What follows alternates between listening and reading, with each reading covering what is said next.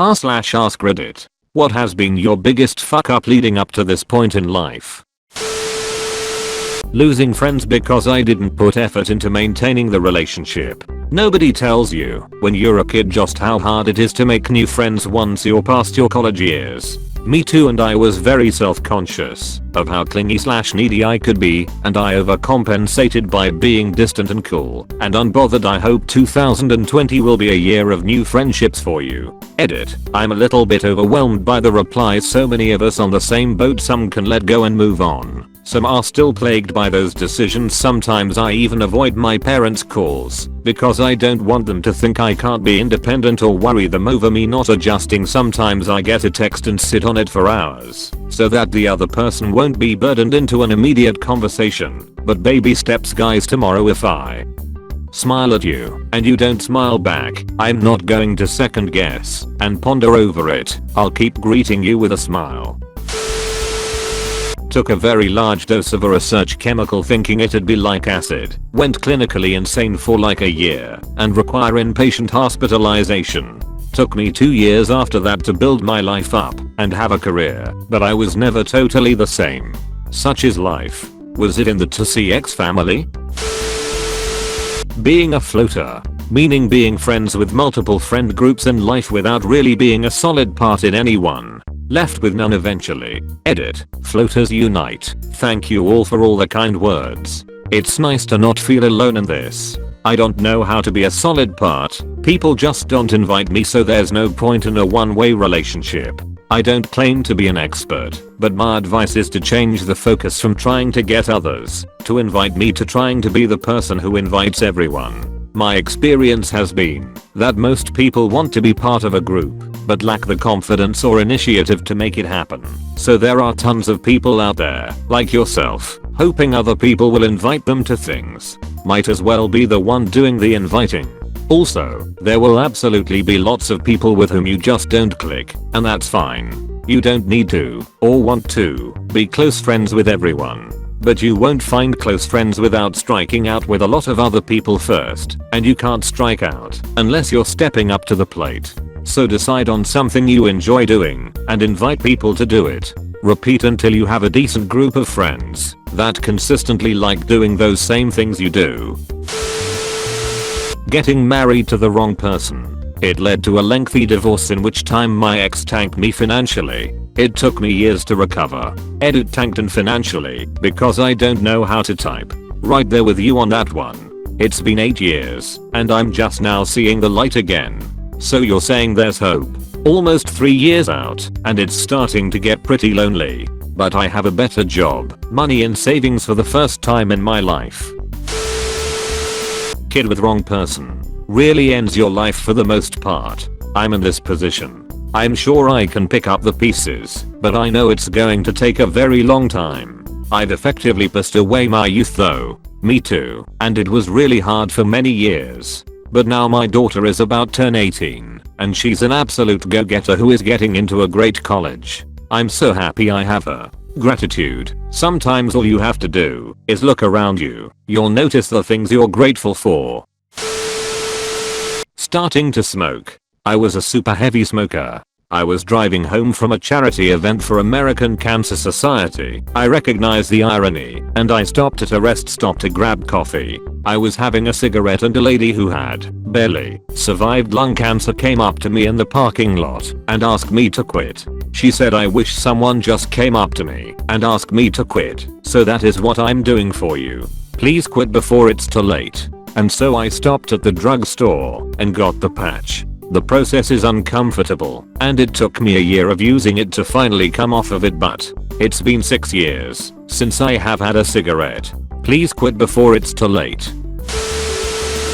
I used to work for a business that provided service for people with disabilities. Basically it was state funded service which was like public transportation for those who cannot use public transportation. I can give more details about it if you ask about it. We also did some return trips from hospital to home for people who had gone to the hospital on ambulance and now needed a ride home but needed wheelchair, which they did own, but it was back at their home. So regular taxi was out of the question. So we had a spare wheelchair in the car for these cases. One evening I went to pick up an elderly man from a hospital with the car's SharePoint. As I arrived, I found out that the man was amputee, missing a leg more precisely, and probably over 80 years of age. Despite of this, he was in good spirits, talkative, and the trip to home went well. We were talking about things happening in the world, and he was quite well aware of what's going on in the world, cracking jokes and so on. However, when we arrived at the given address, the man seemed slightly confused where we were. He claimed that he has never seen this place, so he cannot live here. I double checked the address from GPS and from him, and that was correct. However, the man was adamant that he didn't know where we were at the time. I took him onto the lift that was at the back of the car. I thought that the darkness outside and tinted windows on the back of the car just confused him. Yet on the lift, where he could see the building, he didn't recognize the place, which confused me. Commence the fuck up.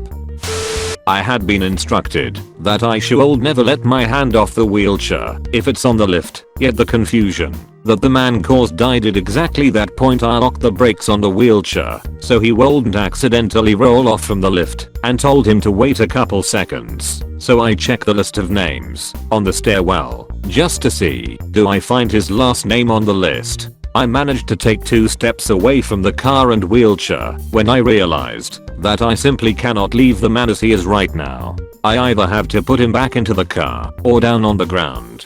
As I turned around, I see the man leaning back, pushing the wheelchair's front tires off the lift, and his hands were supporting him from the knobs that release the brakes, and just at that moment the brakes released. The man fell headfirst about 2.5 feet, 75 centimeters, onto the ground. I of course immediately called an ambulance, and couple minutes later the man's wife came to see what was the holdup.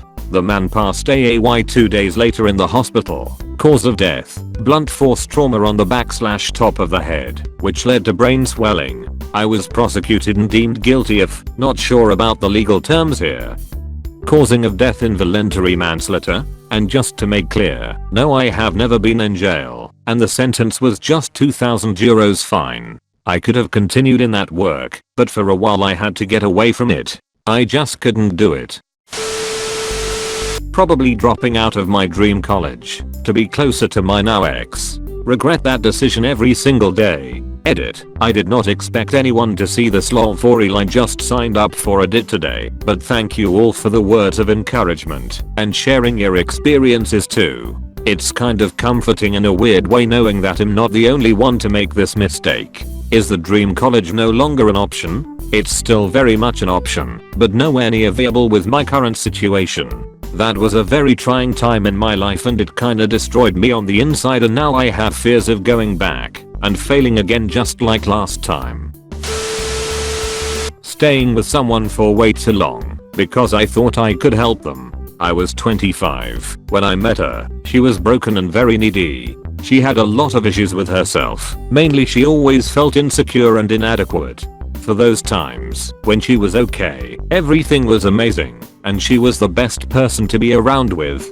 But those times were rare. She was jealous about anyone and everyone. I didn't even hang around my friends anymore because she would make me feel guilty later on, and she could never get along with them. I always thought I could help her, but only after everything fell apart did I realize that in my effort to always be there for her I broke myself. We broke up 2 years ago. I'm now 33 and just starting to fix relationships that I've abandoned because I was too focused on her. I don't blame her at all because that was my choice, but it's been hard. This cut deep. Not because the same happened to me, but because my case is exactly the opposite. My girlfriend broke up with me last week and I've been devastated, but what hurts the most is to realize that I was to blame. I have a lot of issues with myself, and she tried to help me. She was always there for me, but I just kept giving her problems. My problems. I know she'll be okay, but I'll always regret the way I treated her. Alcoholism from age 19 to 23, 5 years sober now. Life is exponentially better now. Glad I made it through all that. Edit. Can't believe how big this comment got. To anyone struggling, I encourage you to get help in a way possible. Admitting your problem is a huge first step. To everyone, Ellie, thanks for keeping a positive message, keep spreading that positivity. And thanks for the gold. You're too nice. Oh hell, you doing great. I drank and did drugs from age 12 to 27. Been sober almost 35 years. The miracle is that you got sober. So many people don't. Just don't drink again, and you will have a great life. I hope you enjoyed the video. Make sure to like, comment, and subscribe for I upload daily, and suggest what subreddit I should cover next. Thank you and happy travels.